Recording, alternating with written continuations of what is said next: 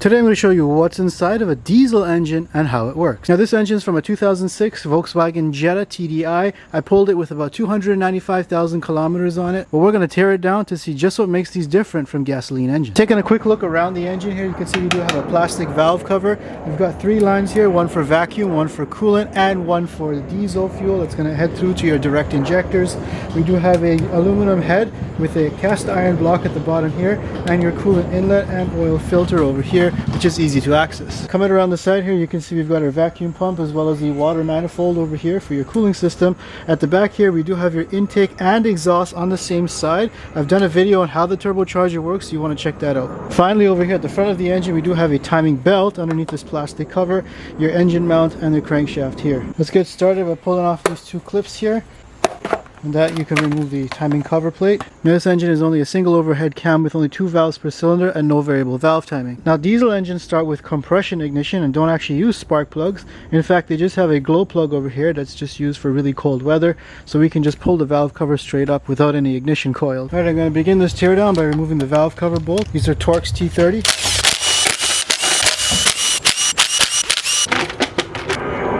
And there's the valve cover. Even the gasket here is OEM. Now these engines are generally very reliable with the exception of EGR cooler leaks and the camshaft themselves wearing through the buckets at the bottom there, causing a lot of clatter. This one's clearly had a camshaft put in it at some point. You can see it looks very shiny and brand new. Now how this works is you got your main camshaft along here. Since this is only 2 valves per cylinder, you've got only 8 lobes running along here, each one controlling its own valve.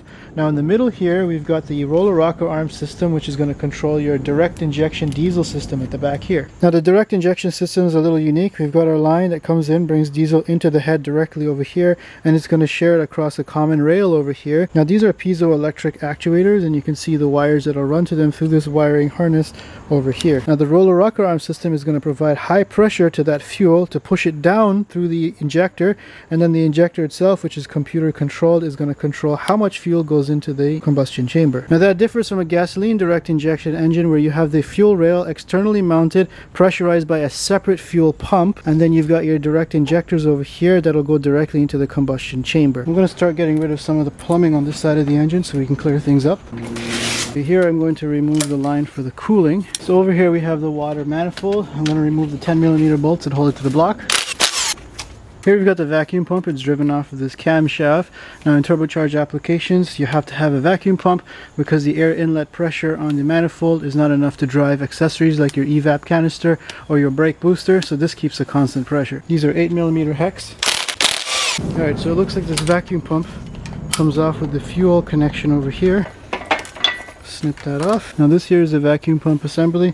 You can see this is where the fuel line is going to go into the head over here through this port, and this here is where the vacuum pump gets driven around and around by the camshaft in this sprocket over here. Of course we have this gasket over here, and now I'm soaked in diesel fuel. Alright, next up I'm going to take off the connector for the injector. I like that they made it a quick disconnect, and then pull out these glow plug connectors. Next up we're going to move to the front of the engine here and remove this engine mount bracket. Now let's remove this front accessory bracket that holds the alternator and AC compressor. Couple of tens to remove this cover here. Just going to remove this hubcap over here. Couple of 6mm hexes that hold the crank pulley on. Now with the timing belt tension still on there, I'm going to see if I can remove this cam bolt. Now this is a 19mm 12-point socket with a crank bolt. Okay, see if we can get it off this way. Please don't slip. Taking a look at the timing system, you can see we've got our crank over here, water pump over here, which is driven off of the timing belt tensioner, which is just an eccentric cam over here, and then the camshaft at the top here with only one idler. Replacing the timing belt on this looks fairly simple. You just got to make sure you line up the cam properly. Now we're going to use a 15mm to relieve the timing belt tension. Get rid of this little idler here. Here we are. Camshaft is off. Pull the belt off. Belt looks like it's been replaced with evidence from whiteout marks here from whoever did the job. Talk about overcomplicating things. Look at this timing belt tensioner. So many parts have to be machined for this thing to work properly. So many little pieces. They could have just made it simpler. Alright, I just gave this a tap and you can see this came off. It's a taper fit. So now with the timing components and the vacuum pump off of the camshaft, we can go ahead and remove these bolts here that hold the camshaft to the head. These are actually an M12 triple square socket. And I'm going to zip them off with my impact. Now before I take out the camshaft set, I'm actually going to remove the rocker arms from the top here. These are an M10 triple square. There, and I'm going to remove these rocker arms. Next I'm going to remove these M8 triple squares that hold these cam caps on. I'm going to remove the cam cap. Interesting design. This bolt doesn't physically hold this down, it just kind of locates it. The bolts that hold it down are these two bolts over here. Wait, did I just remove the head bolts? Oh, so these are actually head bolts. Cool. I'll just remove the others. Now I'm going to remove the camshaft. As you can see, this one's in fairly good condition. It's probably been replaced, but the main problem they had with these is that these cam would wear down, as well as these buckets over here, they would wear down. Now when it gets really bad, not only is the engine going to cause a lot of clatter, but it can actually wear down through this bucket over here and release the valve down into the piston, and then bad things are going to happen. Okay, next I want to remove this timing belt cover before I get the head off. I hate how Volkswagen makes you use different sockets for the same part. I gotta get the water pump off next. These are all 10mm bolts. Wow, that's seized on there. Check that out. And now I can remove this timing belt cover. Here I've got the camshaft sensor. Now we're gonna remove the cylinder head. I think I forgot a hose there. Stupid dipstick. Now I can remove the head. Now here's one of the notable differences between a gas and a diesel engine. A gas engine will have mostly a flat piston, maybe a couple of indents for the valves. This one's got this big bowl on the top here, and that's to help with the air and fuel mixture when the diesel is injected right at the top of the piston in its compression cycle. We'll peel off this gasket here, and this is made of like 4 layers of steel here. Now it's actually pretty heavy and thick, and rightfully so, because diesel engines are very high compression ratios. Next up, I'm just going to remove some of the plumbing over here for the cooling system. You can see we've got the oil filter as well as the oil cooler at the bottom here. Now one good thing I like about German engines is that the oil filter is easily accessible. It's right at the front of the engine, not hidden under some manifold like the Toyotas. It says use a cartridge style oil filter. Doesn't actually look clogged up, it looks pretty healthy. Now another difference with diesel engines is that the oil will always be black, and that's just the nature of how diesel engines work. So if the oil is black, that doesn't necessarily mean it's due for an oil change. It's just the way that the combustion works. Hate when it gets stuck. Right, I'm going to go ahead and remove the oil filter housing from the block. I'm going to work on removing this oil pump, bunch of 10mm bolts. Just take off this crank pulley here. Alright, now we're going to turn the engine over so that we can access the bottom of it. It always makes a big mess, so I'm going to use my wife's old dress here, which is very absorbent. Alright, next up we're going to remove all the 10mm bolts holding the oil pan on. What's up with that? Are they stripped?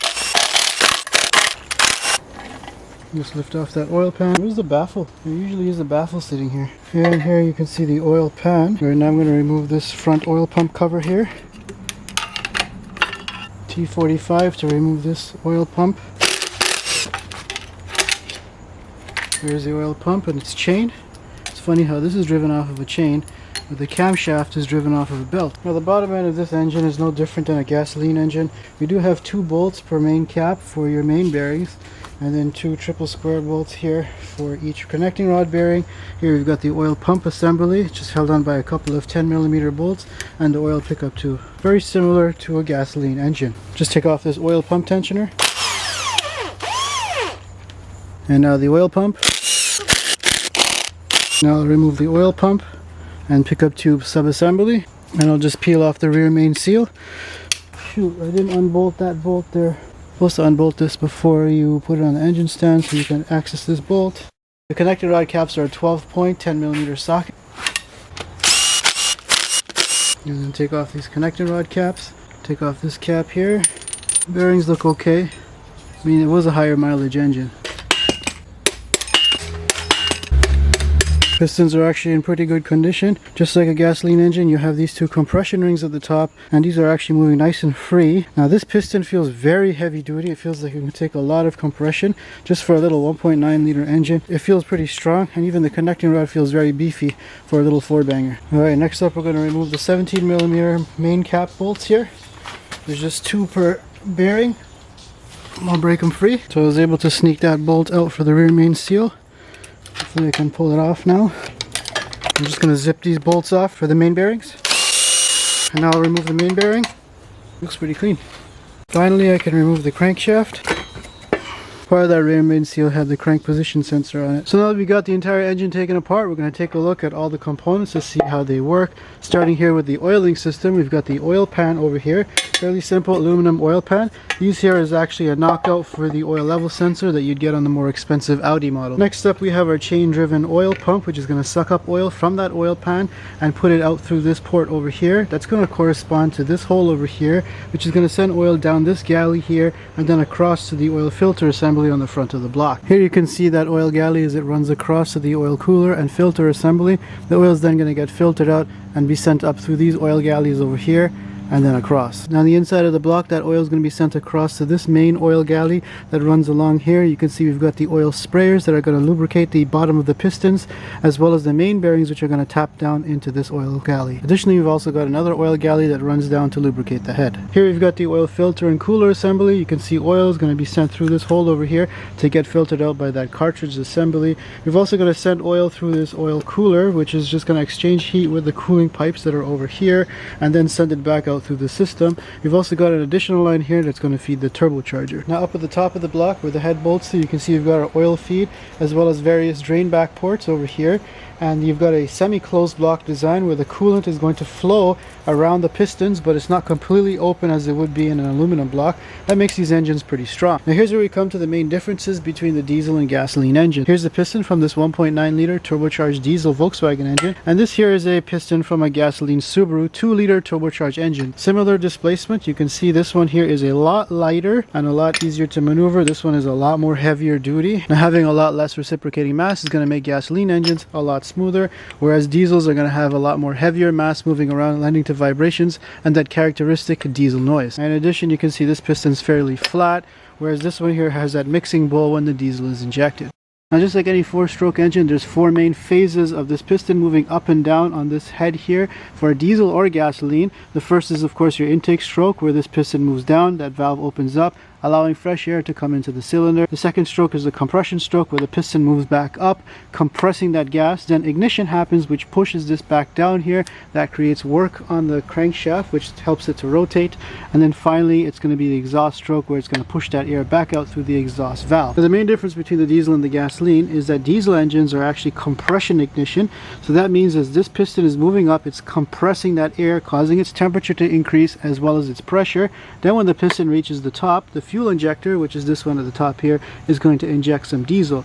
Now because there's so much temperature and pressure, that diesel is going to immediately atomize, and that's going to create ignition. Now the way that that combustion fires off is going to push the piston down to create work on the crankshaft, but it kind of fires off in an uncontrolled manner because you don't need to have a perfect 14:1 fuel to air ratio the way you do for a gasoline engine. In fact, you don't even need to control the amount of air that's inside of here, and that's why it's beneficial to have turbochargers, because you can stuff a lot of air in here without it affecting any air to fuel ratio. The combustion is actually only controlled by the amount of fuel that you have in here. So in order to raise your RPM, you just have to inject more fuel. There's no throttle body on these engines. Now this little bowl over here is the only place where that diesel is going to spray into, and this is near the top dead center, and that's the only room that it has to atomize it and push the piston down. Now a gasoline engine on the other hand needs to mix the air in the intake stroke as this piston is moving down before it compresses it, and it also needs to have a source of ignition such as a spark plug. In a diesel engine, you don't need a spark plug. In fact, this plug that's here is actually called a glow plug, and that just helps warm things up on a cold day. You don't really need to use those in order to start an engine on a normal summer day. Obviously, the disadvantage, like any direct injected engine, is you're going to have a lot of carbon built up behind these valves here. That's because you don't have any fuel spraying on behind here in order to clean this off like you would in a port injected engine. So this vacuum pump actually kind of acts like a fuel pump as well. You can see it's moving the diesel when I turn the vacuum pump out of this port here, and that's what's going to bolt to the side of the head here. Now that diesel fuel is going to run along a galley inside of here, where it's going to run to the fuel injectors. Now if you remember this roller rocker arm system, this is what's actually going to be pushing down on these springs here.